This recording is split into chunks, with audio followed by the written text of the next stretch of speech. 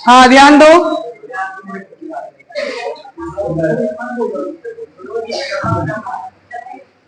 चमक रहा है, अभी सही है, और चमक रहा है।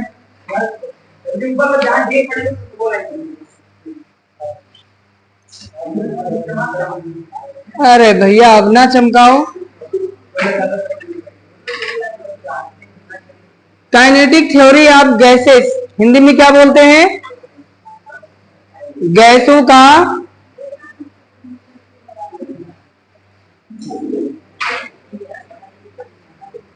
अणुगत सिद्धांत। आपस में बातचीत नहीं। गैसों का अणुगत सिद्धांत, जब गैसों की बात, हाँ है उसी में, लेकिन अब यहाँ पे टॉपिक चेंज हो गया। वहां पे आदर्श गैस हम यूज कर रहे थे थर्मोडायनेमिक्स में, यहाँ पे हमें गैस के बारे में पूरा चैप्टर ही पढ़ना है। तो ध्यान दो, काइनेटिक थ्योरी ऑफ गैसेस की जब बात आती है तो आपको सबसे पहले इसमें डिस्कस करना होता है आइडियल गैस इक्वेशन। अब आज के लिए टॉपिक ये दिया गया ना, यही समस्या हो जाती है। वो जो आपने पूरा पूरा पढ़ा है ना, अगर पूरा और अच्छे से खत्म करना हो कम से कम 15 दिन चाहिए। 5-6 चैप्टर है उसमें, लेकिन जितना मेन था वो हमने सारा जल्दी जल्दी पढ़ा डाला है। ध्यान देना। तो सबसे पहले हम बात कर लेते हैं आदर्श गैस समीकरण। बताइए आदर्श गैस समीकरण क्या होता है? इन्होंने कहा PV equal to R T. आप ये तो इक्वेशन हो गया, आप बताइए होता क्या है, कैसे बनता है ideal gas equation? Ideal gas equation का मतलब है ऐसा इक्वेशन जो बेल और चार्ल्स के नियमों को फॉलो करे, जो बेल और चार्ल्स के नियमों का पालन करेगा, उस समीकरण को आदर्श गैस समीकरण बोला जाए। अब आपको मालूम होगा बेल का नियम क्या था, बोलो।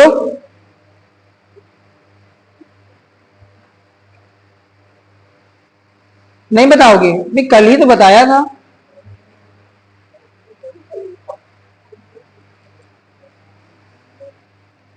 क्या था, कोई बताओ। नहीं बताना है। ध्यान दो, एट कांस्टेंट टेम्परेचर। देखो अगर हिंदी में सुनना है तो एक बार हम आपको बोल दे रहे हैं, आप सुन लो। क्या बोलते हैं कि किसी गैस की निश्चित मात्रा का आयतन स्थिर ताप पर, एट कांस्टेंट टेम्परेचर लिखा है ना, स्थिर ताप पर किसी गैस की निश्चित मात्रा का जो आयतन होगा, वॉल्यूम होगा, वो उस गैस के दाब के इनवर्सली प्रोपोर्शनल होता है। यानी जैसे जैसे आप गैस का आयतन बढ़ाओगे वैसे वैसे दाब क्या होगा? आयतन बढ़ाएंगे तो दाब, ये तो बता चुके हैं, कल ही खूब चिल्ला चिल्ला के बताया था कि दाब लगाओगे गैस पे तो आयतन घट जाएगा। तो अगर उल्टा पूछ रहे हैं तो वैसे बताना चाहिए आपको, आयतन बढ़ाओगे तो दाब उल्टा होते हैं। याद रखो पी और वी में रिलेशन उल्टा से चलता है। तो at constant temperature, constant temperature पर क्या होगा? Volume of gas, volume of gas यानी गैस का जो आयतन होगा वो क्या होगा? इज इनवर्सली प्रोपोर्शनल, यानी व्युत्क्रमानुपाती।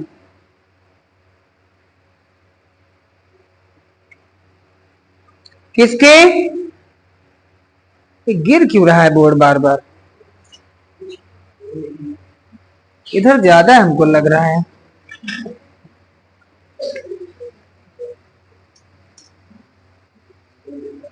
देखो उसमें आ रहा है, नहीं नीचे से खिसका लिया ना अब तो, स्टैंड वही था बट बोर्ड इधर ज्यादा खिसका हुआ था।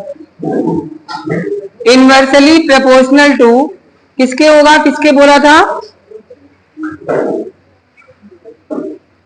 प्रेशर ऑफ हिंदी में भी लिख दे। तो हिंदी में क्या बोला था?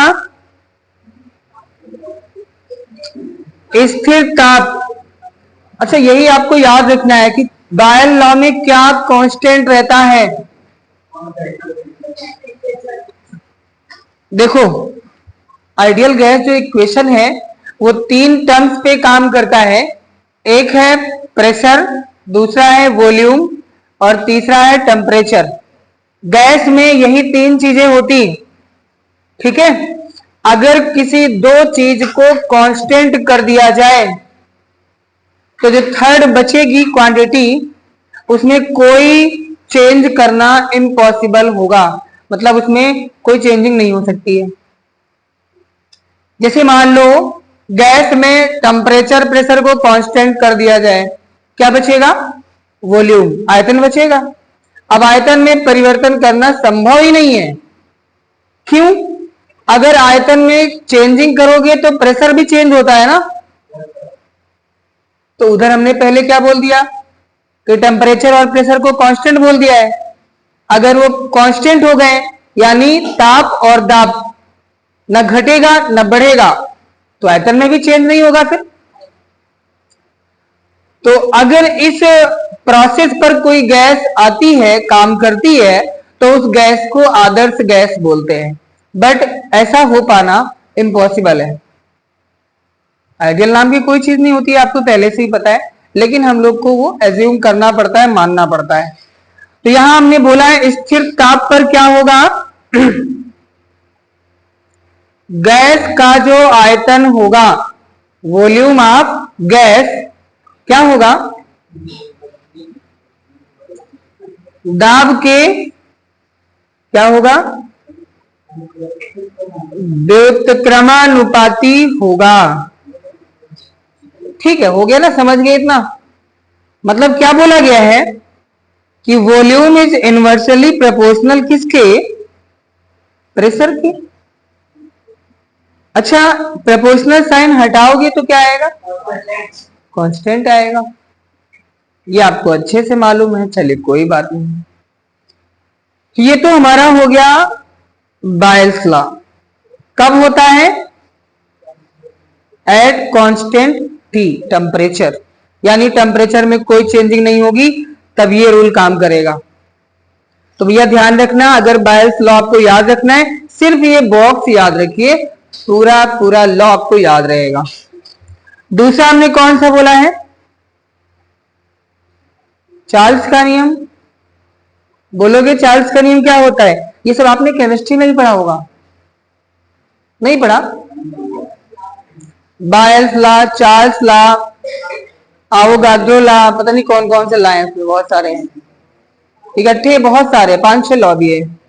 चार्ल्स का नियम क्या कहता है? नहीं, ये गलत बात है, फिर भूल गए। ये दुख की बात नहीं है।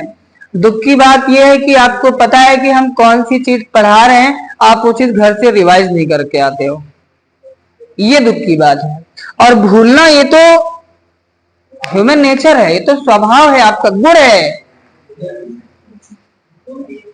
अब भूलोगे नहीं। अगर मान लो आपका कहना है कि भूल जाते हैं, दुनिया में ऐसा कौन है जो नहीं भूलता है? और अगर कोई एक बार पढ़ ले ना भूले तो फिर इंसान नहीं है भैया। हाँ, फिर इंसान नहीं है। कि जानवर एक बार याद कर लेगा तो हमेशा याद रहेगा, ऐसा नहीं है। अरे भैया, ये सब कहावतें हैं, अच्छी लगती सुनने में। इनका कहना है कि विवेकानंद जी जो पढ़ते थे एक बार सब पूरा याद हो जाता था। किताबों में लिखा है, अच्छी बात है, बट ऐसा इम्पॉसिबल है कि कोई चीज, नई चीज आपको दी जाए, एक बार पढ़ लो और याद हो जाए। कहने का तात्पर्य ये था, उन्होंने इतना ज्यादा अध्ययन कर लिया था, इतना वो पढ़ते थे, इतना ज्यादा उनकी रुचि थी पढ़ने में, कि जो पढ़ते थे वो उनको याद हो जाता था। ये चीज है। अच्छा, मुझे बताना, जैसे मान लो ये फिजिक्स की बात कर रहे हैं। अब मान लो फिजिक्स की तुम 11th-12th की कोई बुक हमको दे दो, एक बार पढ़ेंगे तो हमको तैयार हो जाएगी उसकी जो चीजें। क्यों? क्योंकि हमने वो सब बहुत पढ़ रखा है, बहुत बार। अगर आपको देंगे तो आप उसको 10 20 बार पढ़ोगे, तब भी आप पूरा अच्छे से नहीं कवर कर पाओगे। क्यों? इंटरनेट नहीं, इंटरेस्ट की बात तो है ही है, लेकिन हमने कहा ना एक चीज को कई बार जब तक नहीं करोगे, और फिजिक्स केमिस्ट्री या फिर कोई बुक ऐसी चीज होती है, ऐसा गुरु होती है ना कि जितनी बार पढ़ोगे बुक को हर बार कुछ ना कुछ नया जरूर मिलेगा आपको, चाहे जितनी बार पढ़ लो। ये रियल है।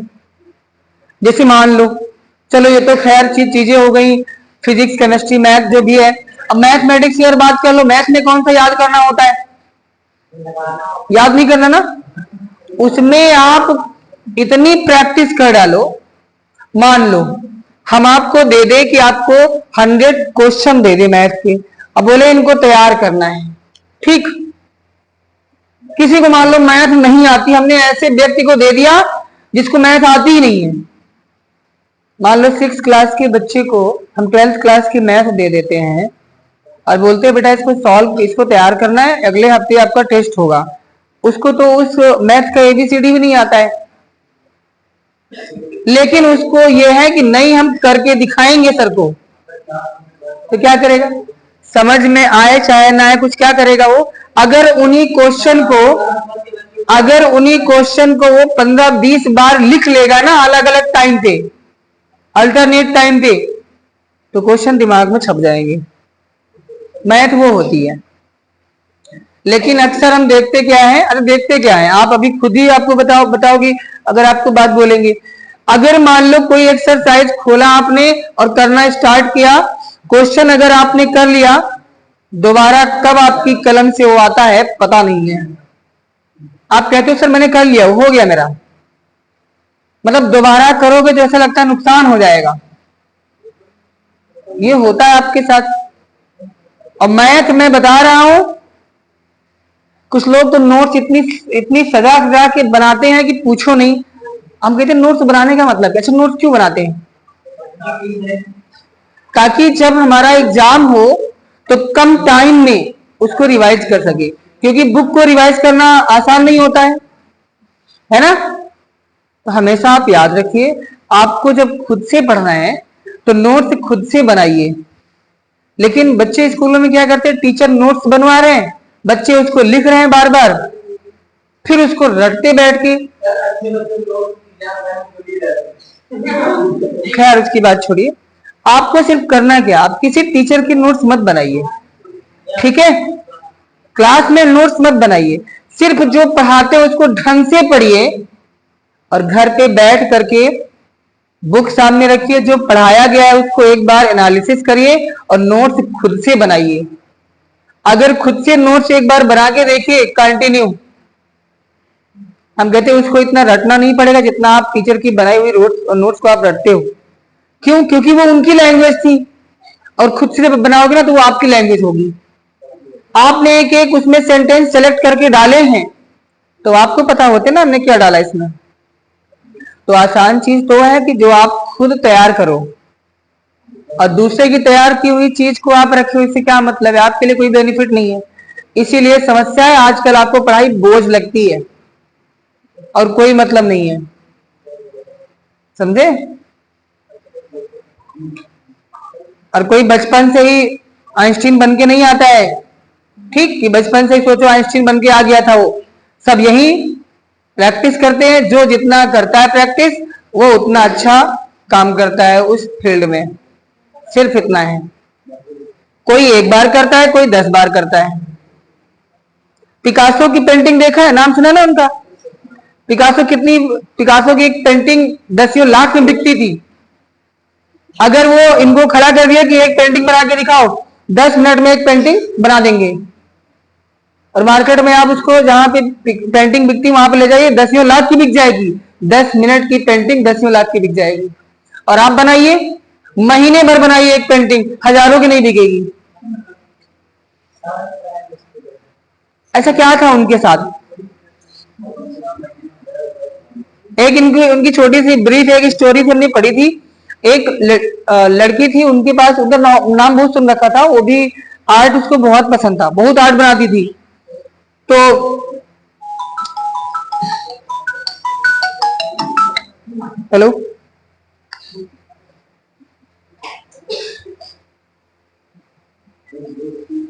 बहुत जल्दी बोलो, क्लास में। अरे अच्छा,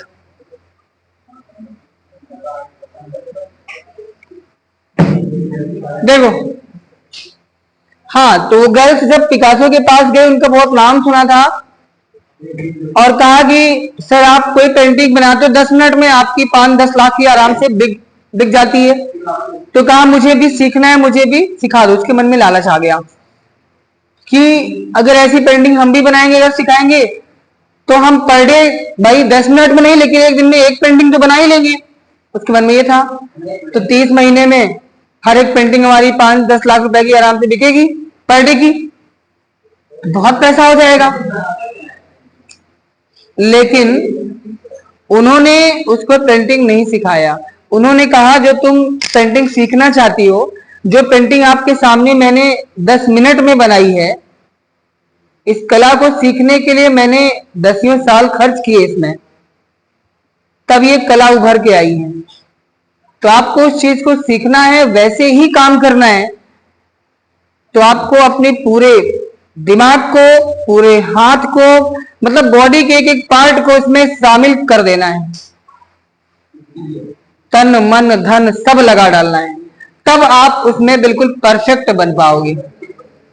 अब जैसे पढ़ाई कर रहे हो, तन लगा है, धन लगा है, मन नहीं लगा, इसकी कमी है। केवल एक चीज की कमी है, वो नहीं लगा पा रहे हो। मन लगा दो, बाकी दुनिया की सारी चीजें आपको बेकार लगेंगी।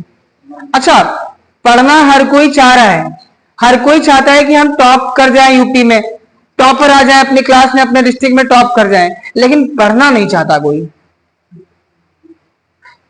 नौकरी सबको चाहिए, मेहनत नहीं करना चाहिए, है ना। सबको गवर्नमेंट जॉब चाहिए, प्राइवेट नहीं चाहिए। अरे प्राइवेट में तो भैया लाखों करोड़ों की जॉब मिलती है, इतनी तो गवर्नमेंट में नहीं मिलेगी आपको। लेकिन फिर भी लोग क्यों भागते हैं गवर्नमेंट में? आराम करना चाह रहे हैं, यहां आराम करने को मिल जाता है, और प्राइवेट में आराम नहीं करने को मिलेगा।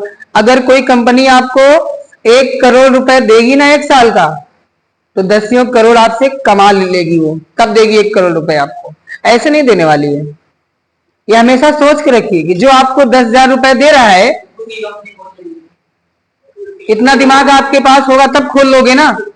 क्यों? आपको तो बचपन से ही एक नशा सवार है कि हमको महीने की सैलरी चाहिए, ये सवार है। लेकिन जिसने कंपनी को खड़ी किया है, उसका सपना ये थोड़ी था मुझे मंथली सैलरी चाहिए, उसका था मुझे रोज चाहिए पैसा। रोज क्या, हर मिनट हर सेकंड चाहिए। हाँ, तो फिर आपको ऐसा कुछ करना पड़ेगा। चलिए ठीक है, नहीं लेकिन आप गलत कर रहे हो। आपको उनसे एडवांस सोचना है, आपको एडवांस ये सोचना है। आज का टाइम क्या है? टेक्नोलॉजी का है।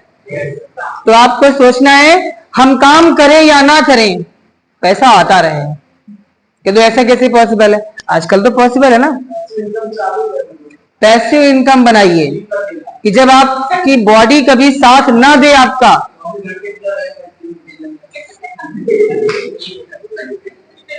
जब आप सो रहे हैं, भाई 24 घंटे सभी के पास होते हैं, उसमें सोना, खाना, उठना, बैठना, लिखना, पढ़ना सब कुछ शामिल है। तो हर आदमी सोता है, खाता पीता सब कुछ करता है, आप भी करते हो। लेकिन कुछ लोग 10 घंटे काम करते हैं, कुछ 15 घंटे, कुछ 24 घंटे काम कर रहे हैं। फिर 24 घंटे कैसे? अरे वो नहीं कर रहे हैं, उनका पैसा काम कर रहे हैं। तो आपको भी ऐसे काम करना है कि आपका पैसा आपके 24 घंटे काम करे, और वो है, उसमें बोलते हैं इन्वेस्टमेंट। तो सीखिएगा आगे इन्वेस्टमेंट क्या होता है, यानी पैसे से पैसा कमाना। बात करते हैं चार्ल्स की बात, थोड़ा इनको सीख लो। ये इन्होंने कौन सा कमाल किया था? इन्होंने किया था एट कांस्टेंट क्या प्रेशर, स्थिर दाब पर किसी गैस की निश्चित मात्रा का आयतन गैस के ताप के अनुक्रमानुपाती होता है। यानी जैसे जैसे टेम्परेचर बढ़ाओगे, गैस का वॉल्यूम वैसे वैसे बढ़ेगा। भाई सिंपल सा है, किसी गैस को आप टेम्परेचर दो, उसको गर्म करो, हीट करो, तो उसके मॉलिक्यूल क्या होंगे, तेजी से भागेंगे जरूर, और भागेंगे तो फैलने का प्रयास करेंगे, तो बॉडी को थोड़ा सा फैला तो देंगे ही, क्योंकि उसका वॉल्यूम बढ़ जाएगा उससे। तो ध्यान रखना इस चीज को। एट कांस्टेंट प्रेशर क्या होगा, जैसे यहां पे लिखा है सेम ऐसे ही आप यहां पे बनाने की कोशिश करिए। वॉल्यूम ऑफ गैस इज, यहां इनवर्सली प्रोपोर्शनल था, यहां डायरेक्टली प्रोपोर्शनल हो जाएगा, यानी समानुपाती या फिर अनुक्रमानुपाती जिसको बोलते हो। डायरेक्टली प्रोपोर्शनल किसके, नहीं बोलोगे, टेम्परेचर, मतलब बताने के बाद भी कसम खा लेते हो कि नहीं बोलना है। हिंदी में क्या लिखोगे, स्थिर ताप पर, सॉरी स्थिर दाब, ताप तो बायल लॉ में होगा, स्थिर दाब पर गैस का आयतन क्या होगा, उसके ताप के समानुपाती या अनुक्रमानुपाती, जो भी लिखना हो, अनुक्रमानुपाती होता है। मीन्स क्या बनेगा,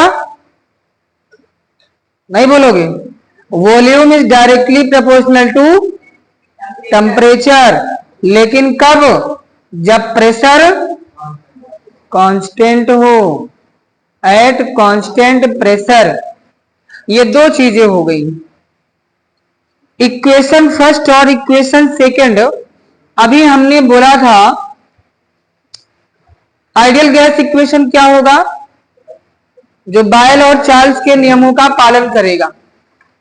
तो भैया इन दोनों को अगर हम मिला देंगे by equation first and second, समीकरण एक और दो से क्या मिलेगा, तो देखिए यहां v किसके प्रोपोर्शनल है, 1/p के, और यहां t के है, तो v डायरेक्टली प्रोपोर्शनल है t, और इनवर्सली है, हाँ इनवर्सली प्रोपोर्शनल है p।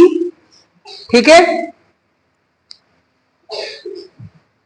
तो यहां से आपको ये भी मालूम है, अगर प्रोपोर्शनल साइन हटाओगे तो कांस्टेंट आएगा। यहां पर दिया गया gas constant capital R, R क्या है, नहीं बोलोगे, हाँ पी को इधर ले आइए, मल्टीप्लाई में आ जाएगा, तो PV equal to R T, यही हमने आपको बताया था ना, कल इसी की तो बात हो रही थी। या इसी को लिख सकते हो पीवी अपॉन टी, और आर हटा दो तो ये क्या है, हमारा कांस्टेंट है, जिसको आर से लिखा है हमने। अगर दो प्रोसेस की बात कर लें, P1 V1 upon T1 is equal to क्या बनेगा, P2 V2 अपॉन T2, या इसी को लिख सकते हैं P1 V1 T2 is equal to P2 V2 T1, आप ऐसे चाहे तो लिख लें। भैया ये आइडियल गैस इक्वेशन है किसके लिए, फॉर 1 मोल ऑफ गैस, ठीक है, 1 मोल के लिए। अगर म्यू मोल के लिए बात करें तो म्यू मोल के लिए क्या होगा, म्यू आर टी हो जाएगा,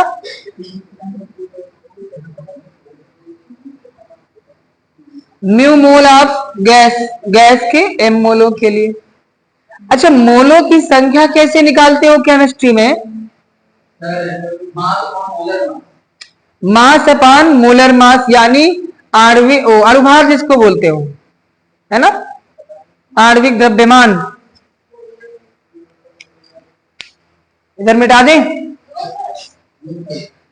लोग नहीं करते जल्दी, चलो अच्छा करो।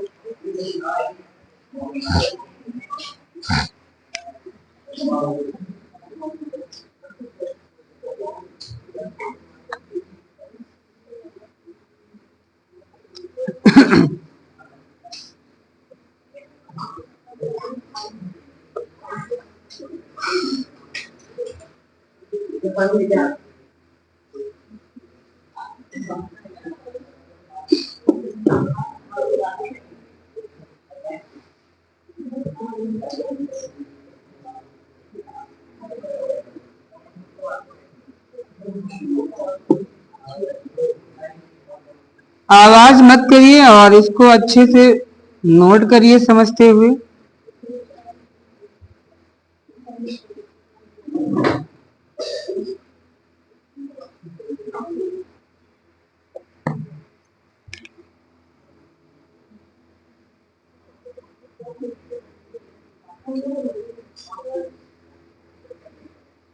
क्या हुआ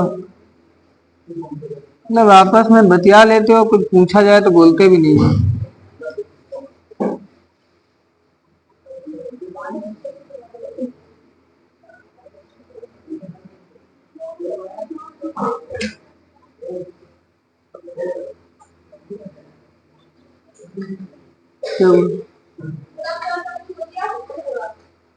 क्यों क्या करना है? 4 तारीख नहीं, 1:30 तक आ सकते हैं।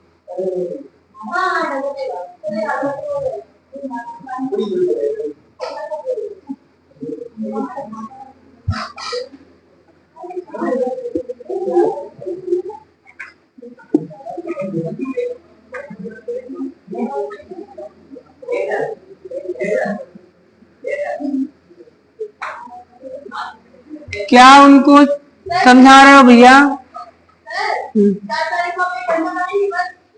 1 घंटे पढ़ाएंगे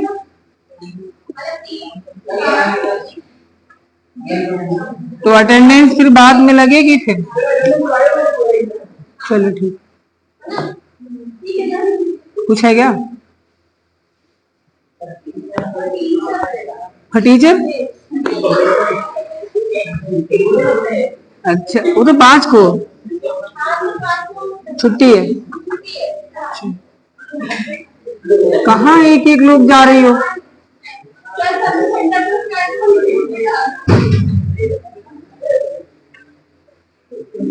नोट हो गया होगा?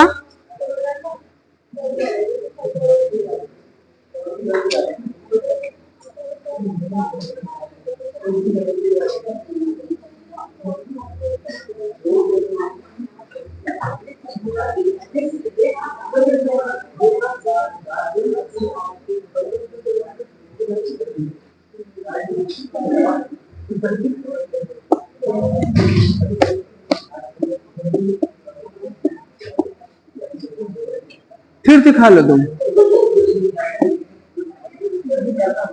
खत्म हो गए।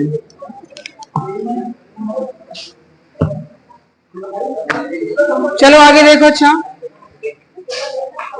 उसको तो आगे देखे, बात करने में लड़कियों को फेल की हो तुम। कितना भी मना करो सुनते ही नहीं हो।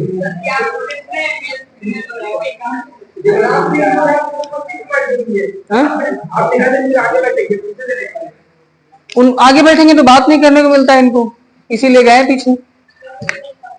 चलिए भाई, PV is equal to mu R T, और इन्होंने अभी बोला है कि जो म्यू है नंबर ऑफ मोल्स या मोलों की संख्या,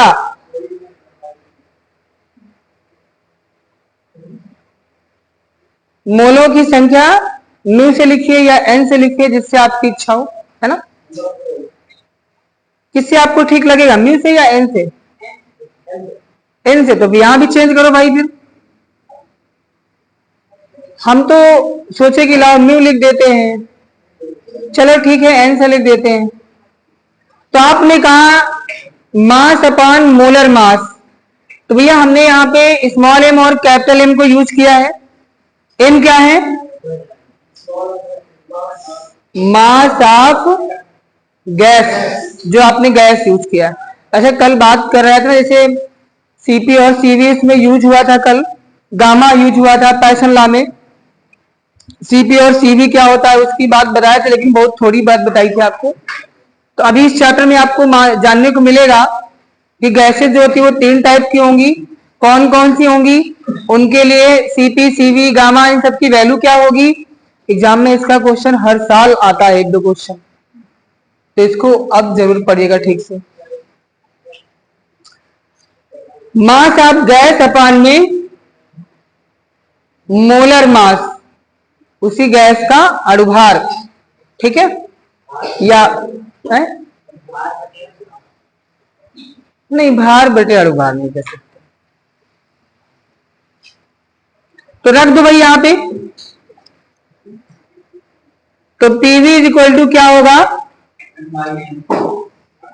स्मॉल एम अपॉन में, ये भार बटे अणुभार लिखा है, जैसे यहाँ पे लिखा ना स्मॉल एम, मास है लेकिन वहां पे भार पड़ते, भार से वेट होता है ना, तो रख दिया हमने यहाँ पे PV is equal to small M upon capital M, आगे क्या है आरटी, एम के प्लेस पे हमने यूज किया है।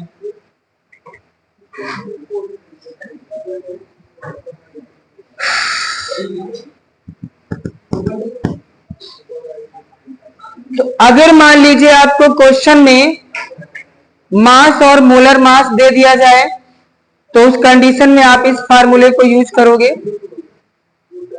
और नंबर ऑफ मोल्स होंगे तो इस फार्मूले को यूज करोगे, प्रेशर और वॉल्यूम में होगा तो आप इसको यूज करोगे, तीनों होंगे प्रेशर, वॉल्यूम, टेम्परेचर, तो ये हो जाएगा आइडियल गैस इक्वेशन, ये आइडियल गैस इक्वेशन।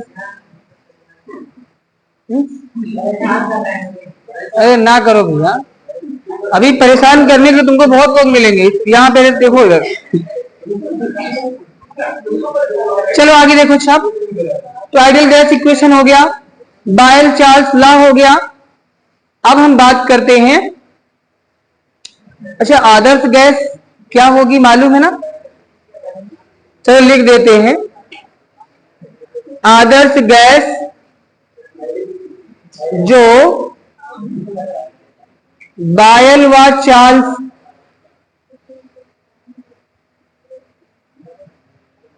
के नियमों का पालन करती है। इंग्लिश में लिख लोगे ना, तुम दोनों में लिखवा तो ये गुस्सा लगती है, फिर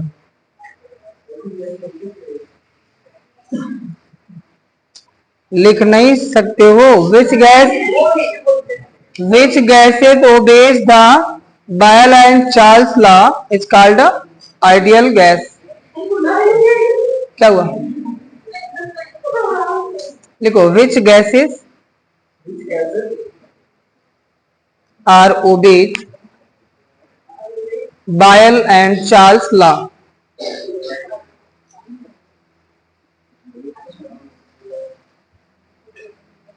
कॉमा कॉल्ड आइडियल गैस। हो गया। अब हम इसके बाद बात करते हैं आदर्श गैस के दाब का सूत्र। इधर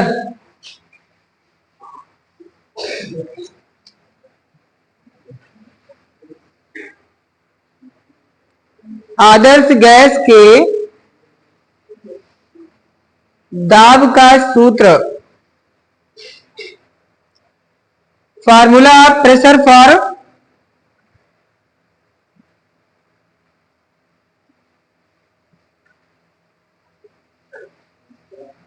आइडियल गैस। कोई बोलेगा फार्मूला क्या होता है? अगर मान लीजिए किसी गैस में नंबर ऑफ n मॉलिक्यूल हैं और उस गैस के एक मॉलिक्यूल का मास स्मॉल m है, एक मॉलिक्यूल का मास कितना बोला है? स्मॉल m है, और टोटल नंबर ऑफ मॉलिक्यूल कितने हैं? n है, यानी अणुओं की संख्या n है और एक अणु का द्रव्यमान स्मॉल m है। ये पूरे अणु गैस के किसी बर्तन में, किसी सिलेंडर में भरे हुए हैं, जिसका पूरा टोटल वॉल्यूम कैपिटल V है। और आपको मालूम है कि अगर किसी गैस को किसी सिलेंडर में आप बंद कर दोगे तो ड्यू टू प्रेशर के कारण क्या होंगे? सभी अणु क्या करेंगे, जिगजैग मोशन में गति करते हैं, अनियमित रूप से गति करते हैं। किसी गैस के अणु की दिशा निश्चित तो होगी नहीं, ऊपर नीचे दाएं बाएं हर तरह से गति करते हैं। अब जब गति करेंगे तो इनका जो टोटल वेलोसिटी होगा, उस वेलोसिटी को बोलते हैं वर्ग माध्य मूल चाल की बात करेंगे इसके लिए। मान लो v वेलोसिटी से अगर मूव कर रहा है तो गैस का जो प्रेशर होगा P is equal to 1/3 mn। Small m क्या है, एक पार्टिकल का मास है, n क्या है, नंबर ऑफ पार्टिकल है, मॉलिक्यूल है। तो सभी अणुओं का टोटल द्रव्यमान कितना हो जाएगा, mn हो जाएगा, अपॉन में सभी का वॉल्यूम कैपिटल V, इनटू में V बार स्क्वायर, -2 पावर नहीं है, V बार स्क्वायर है। ये बार का मतलब क्या होता है, मीन, मीन माध्य जिसको पढ़ा होगा हिंदी में, माध्य पढ़ा है, हाँ मीन हो गया। अब यहां पे mn क्या है, mn क्या है,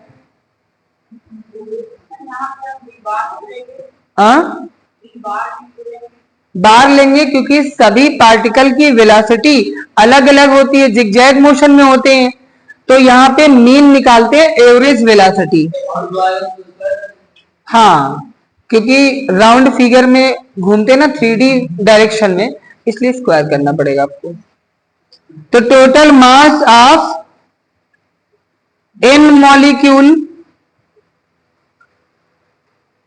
तो n अणुओं का कुल द्रव्यमान हो गया mn।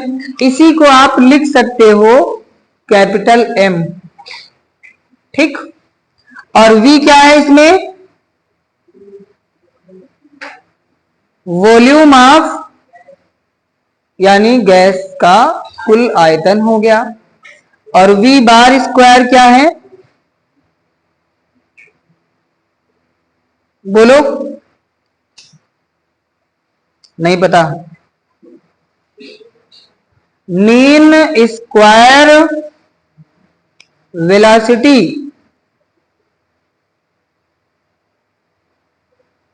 हिंदी में क्या बोलेंगे, वर्ग माध्य चाल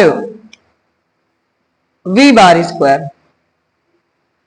और अगर इसी का हम रूट निकाल लें, अगर इसी का रूट निकालोगे तो रूट, हाँ, तो रूट मीन स्क्वायर वेलोसिटी हो जाएगी। हिंदी में क्या बोलेंगे, रूट को क्या बोलते हैं, घन।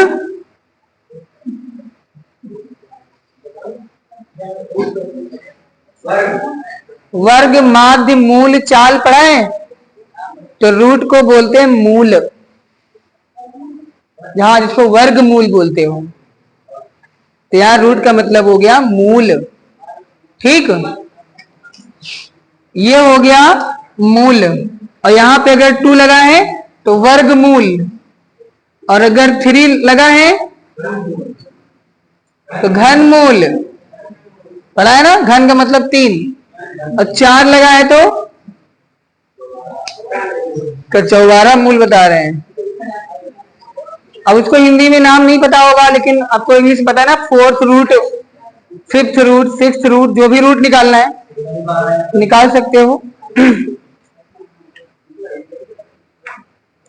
जैसे मान लो आपसे बोला जाए 32 5th रूट, इसकी वैल्यू कितनी होगी, तो आपको पता है ना, 5th रूट निकालना है, बताओ इसकी वैल्यू कितनी होगी। हाँ, तुम्हें बताओ, दांत निकाल रहे हो, बताओ 5th रूट ऑफ 32 कितनी होगी वैल्यू, टेबल ना पढ़ाओ हमको, वैल्यू बताओ। 2। कितने लोग को नहीं पता है कहां से आता है, नहीं पता। अच्छा, वर्गमूल निकालना आता है, वर्गमूल में क्या करते हो आप, फैक्टर करके 2-2 के जोड़े बनाते हो, और घनमूल में क्या करते हो, 3-3 के जोड़े बनाते हैं। और अगर फोर्थ मूल हुआ तो, और 5 वाला हुआ तो 5 5 के जोड़े बनाएंगे। तो 32 का मतलब है 2 इंटू 2 इंटू 2 इंटू 2। तो एक ही बार तो बन रहा है जोड़ा 5 का, तो 5th रूट निकालना है तो यही बाहर आ जाएगा रूट से बाहर, तो आंसर आया 2। अगर 6th रूट होता तो हमें 6 6 के जोड़े बनाने पड़ेंगे। सिंपल सी मैथ है। लेकिन भैया जिसको नहीं आता 1 1 1 + 1 2 होता है, अगर ये भी नहीं आता तो उसके लिए भी मुश्किल है ना। अगर किसी को मान लो आपको अल्फाबेट सारे आते हैं, है ना, लेकिन एक छोटा बच्चा जो अभी नया नया पढ़ाई स्टार्ट कर रहा है उसको नहीं आती है, तो आप सिखाना चाह रहे हो, महीने भर से पढ़ा रहे हो, उसको ABCD लिखना नहीं आ रहा है, मतलब आ नहीं रहा है, पढ़ नहीं पा रहा है, तो आपको गुस्सा आती है, तुमको इतनी छोटी चीज नहीं आती है, डांटते हो उसको। लेकिन जिसको जो चीज नहीं आती उसके लिए तो मुश्किल है ना, धीरे धीरे उसको आएगी। दे सकते हो, अच्छे से पढ़ेगा। अच्छा, अब तो देखो इतना ज्यादा एडवांस हो गया, बच्चा स्कूल गया तो पहले से ही वो अल्फाबेट सीखना स्टार्ट करता है। आप लोगों ने किस क्लास से पढ़ा है? फर्स्ट क्लास से पढ़ा है?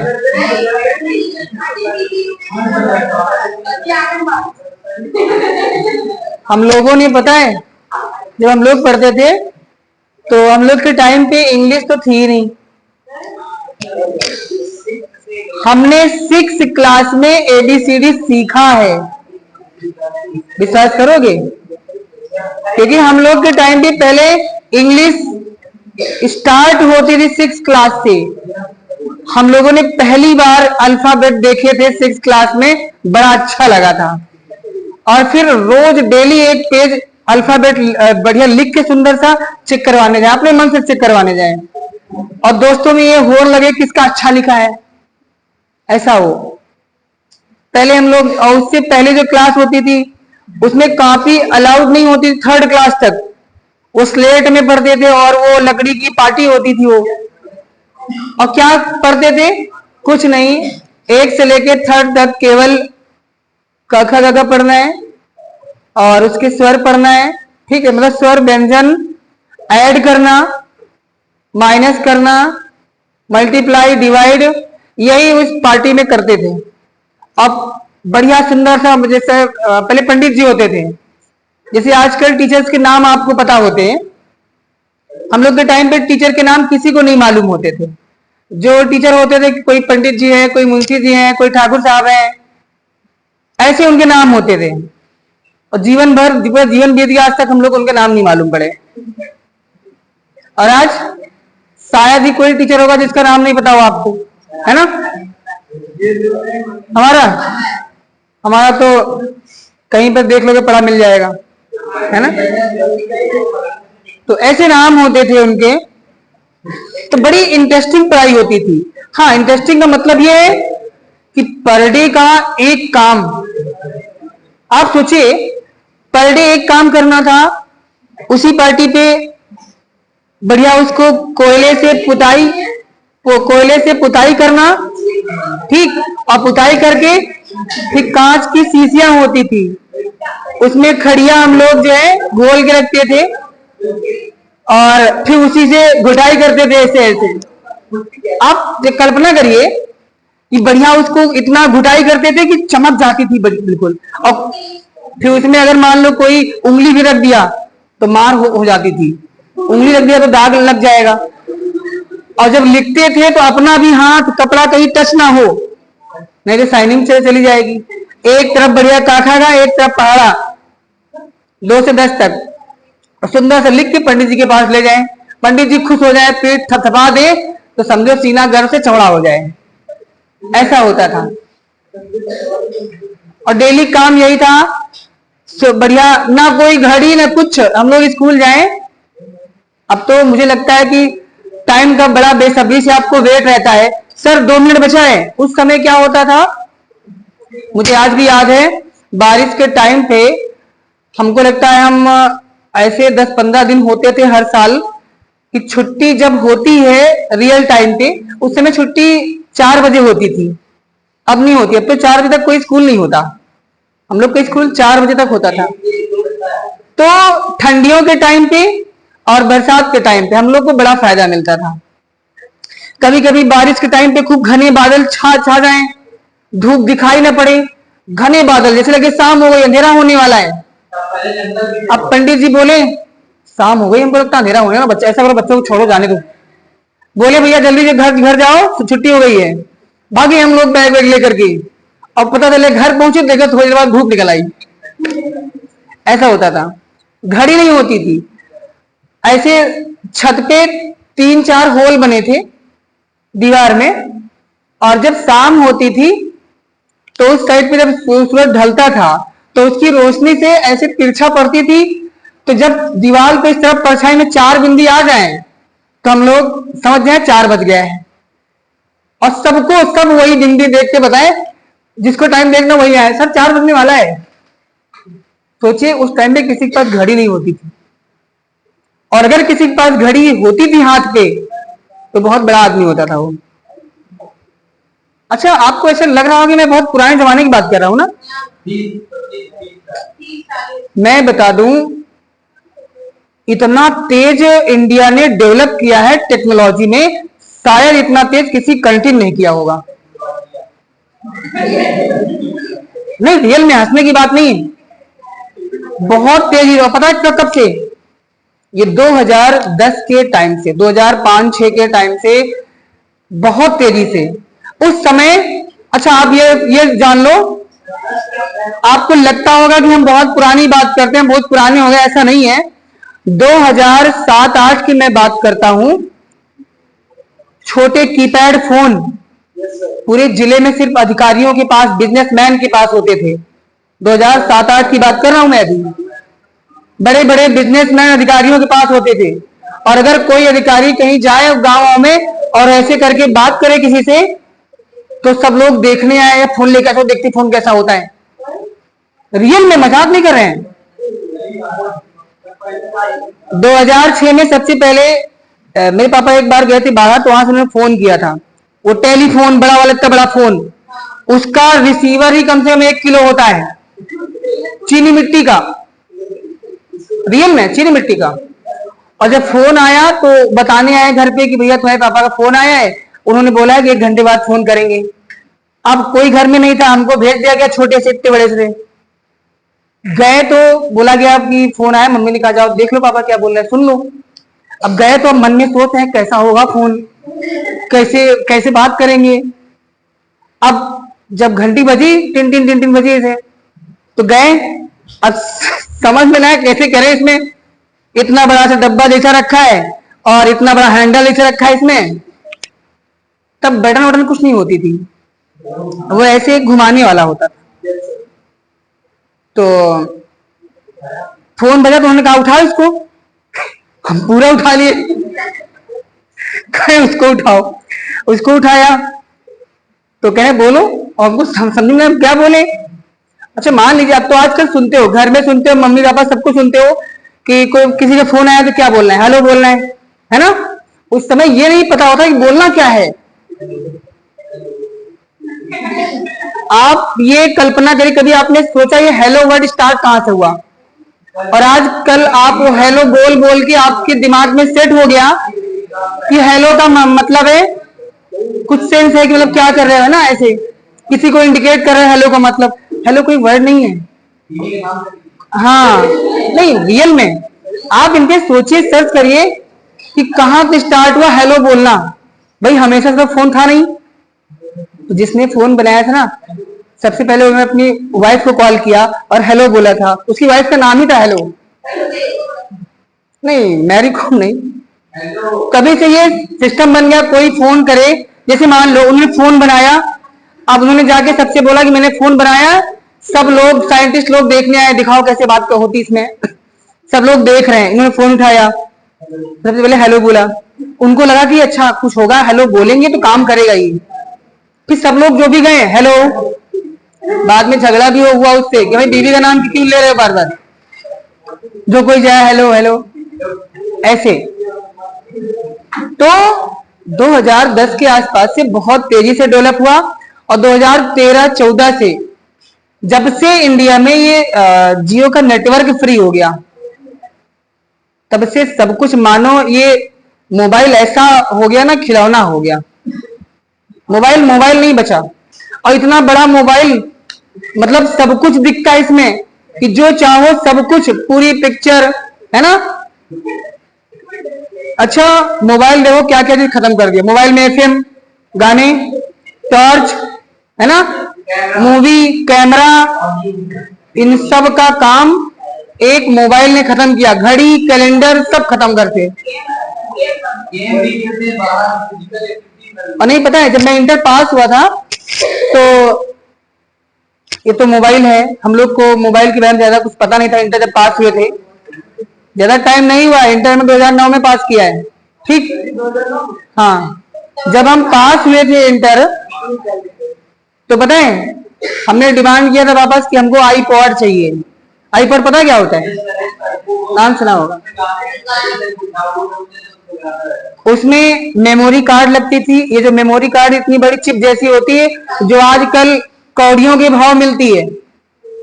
आप विश्वास नहीं करोगे, सबसे पहले हमने जो मेमोरी खरीदा था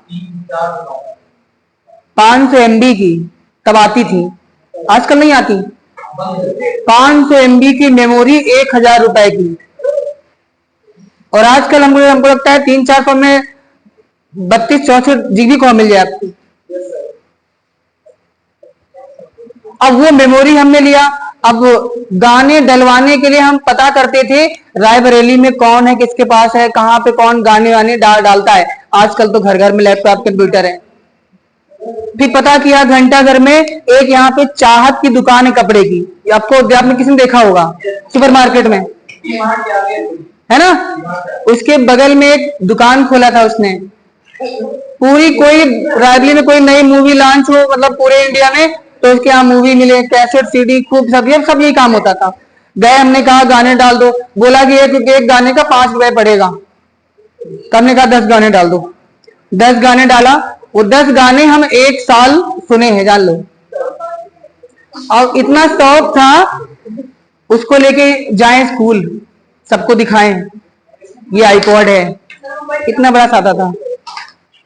अरे आजकल समझो उसका मतलब छोटा सा एक रेडियो, छोटा सा, और इतना। हमारी 32 है, 32 है, 32 है। नहीं, कह रहा 35 के हैं। नोट हो गया, मिटा दें, जल्दी करो अच्छा इसको। अच्छा ठीक है, किसी के लगने न लगने से कुछ नहीं हो जाएगा।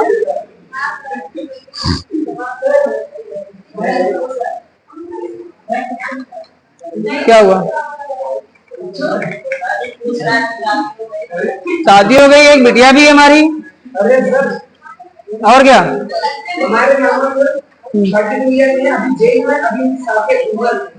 हमारी बिटिया इस समय 1st क्लास में पढ़ती है, सोचे नहीं, रियल में। मिटाए इसको,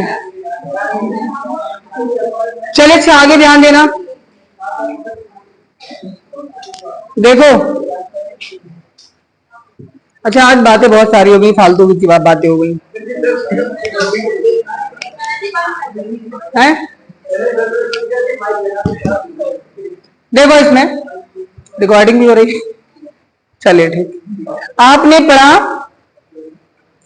pressure of ideal gas P = 1/3 mn/v into में ρV²। ये आपने पढ़ा है। हम इसको लेट कर लेते केस नंबर 1। आपसे हमने कहा था mn क्या है? टोटल मास ऑफ पार्टिकल है, मॉलिक्यूल है। तो मास अपॉन v क्या है? वॉल्यूम। मास अपान वॉल्यूम क्या होता है? डेंसिटी हो गई रो।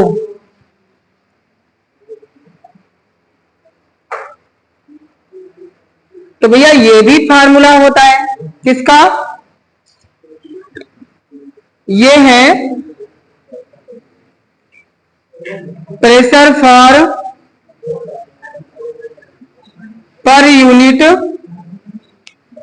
वॉल्यूम, एकांक आयतन की गैस का दाब। Pressure for per unit volume of gas. अगर मान लीजिए यहां 1/3 को हम 2 से इंटू कर दें और 2 से डिवाइड कर दें, इंटू में रो वी बार स्क्वायर हो गया, ठीक है। तो half rho V bar square, ये क्या बताए थे आपको? बर्नौली थ्योरम में एक काइनेटिक एनर्जी थी। तो भैया 2/3 और ये क्या हो गया? तो यहां पे आप देखोगे कि प्रेशर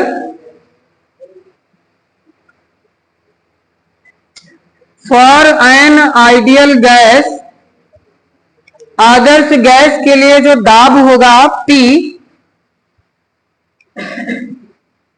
इज 2/3 टाइम्स ऑफ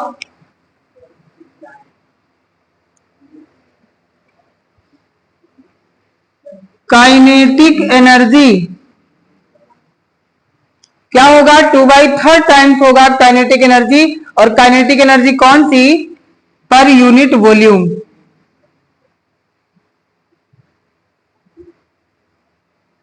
तो एकांक आयतन की गतिज ऊर्जा का 2/3 गुना क्या होगा?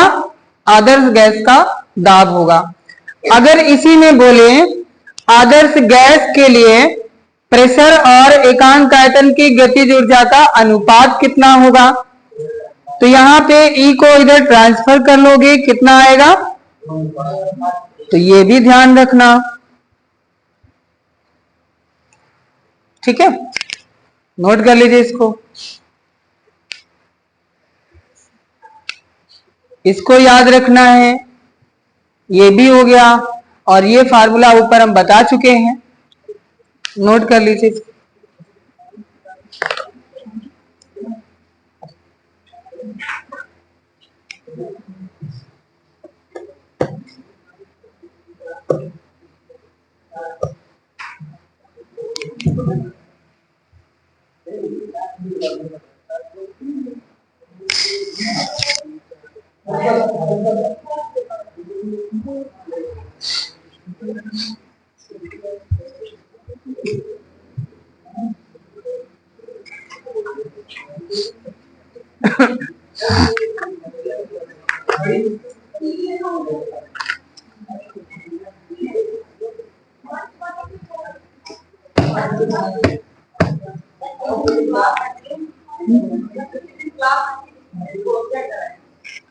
वही तो सोचते हैं आप लोग, कुछ डिसाइड करो, क्योंकि रेगुलर क्लास में तो नहीं हो पा रहा है। अब 5-5, 6-6 दिन का टाइम देते हैं और वो भी पूरी यूनिट के लिए, वो भी पर्याप्त नहीं होता। कल क्या है? सर से पूछना पड़ेगा। एक काम करो, जब कभी छुट्टी हो तो छुट्टी में आप सर से बात कर लो और उस समय पढ़ लिया करो। जैसे आपको पता है कि 5 सितंबर को शायद छुट्टी है, उस दिन क्लास रखो ना, क्या दिक्कत है? लंबी क्लास रख लेती, मतलब है? अगर ये क्लास आपकी कंटिन्यू होती है तो होने दो, आप थोड़ा सा एक्स्ट्रा टाइम ले लेना, पहले हम पढ़ लेंगे। भाई आपकी क्लास 2 से स्टार्ट होती है, हम 11-12 बजे से पढ़ लेंगे।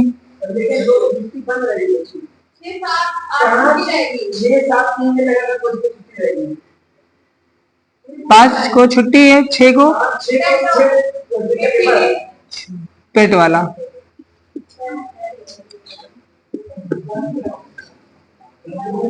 तो फिर अभी रहने दो, पेपर हो जाने दो। पेपर हो जाने। एक इसमें और कर लो, फिर आपको जाने दे रहे हैं। रुक जाओ भी, अब ये टॉपिक तो पूरा कंप्लीट हो जाए। केस नंबर 2, देखो केस नंबर 2 क्या होता है। अभी हम बात कर रहे थे वर्ग माध्य मूल चाल की, तो यहां पे निकाल लेंगे वर्ग माध्य मूल चाल रूट मीन स्क्वायर वेलोसिटी की बात कर रहे हैं। तो रूट मीन स्क्वायर वेलोसिटी क्या होगी, आपको मालूम है pressure T is equal to, जितना उधर ध्यान देते ना उतना इधर ध्यान दे लो तो बहुत अच्छा हो जाएगा तुम्हारे लिए। P is equal to 1/3 m upon v into V bar square. भैया ये स्मॉल m नहीं है, कैपिटल M है, और कैपिटल M अभी हमने बताया था क्या है, ये टोटल मास ऑफ मॉलिक्यूल है। ये v को इधर ले आओ, मीन्स हमें v बार स्क्वायर की वैल्यू फाइंड करना है। तो डायरेक्ट बताइए इसकी वैल्यू क्या होगी, v बार स्क्वायर की वैल्यू, ये 3v इधर आ जाएगा, मल्टीप्लाई हो जाएगा, और इसके साथ m मल्टीप्लाई में तो डिवाइड हो गया होगा। अब ध्यान देना, अगर हम इसमें रूट ले लें, taking root on both side, ये दोनों साइड पे रूट ले लिया, ठीक, तो ये हमारा शॉर्टकट में बन जाएगा VRMS, root mean square velocity. Shortcut में ये लिखते हैं इसको, इज इक्वल टू फार्मूला क्या बना 3PV बाई, ये प्रेशर और वॉल्यूम की केस में है। आपको मालूम है PV is equal to RT होता है, then VRMS is equal to, PV के प्लेस पे क्या रखोगे, RT बाई M हो गया। अब यहां से देखिए, बताइए VRMS किसकी प्रोपोर्शनल है, अंडर रूट T, टेम्परेचर के प्रोपोर्शनल है ना, ऊपर लिखा है। इसका मतलब क्या है कि वर्ग माध्य मूल जो चाल होगी वो गैस के ताप के वर्गमूल के अनुक्रमानुपाती होती है। अगर नीचे M को ले लें, अणुभार को ले लें, तो क्या है, इसके व्युत्क्रमानुपाती है। ये हो गया भाई। तो इसके बाद ध्यान देना, यहां से काफी क्वेश्चन सॉल्व होते हैं। चले बाकी कल करेंगे।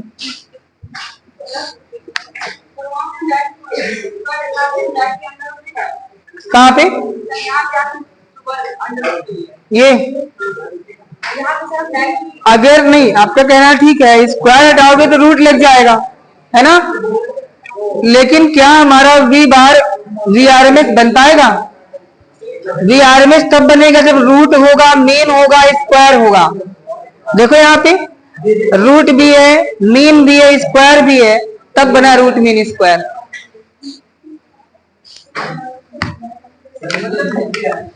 हाँ?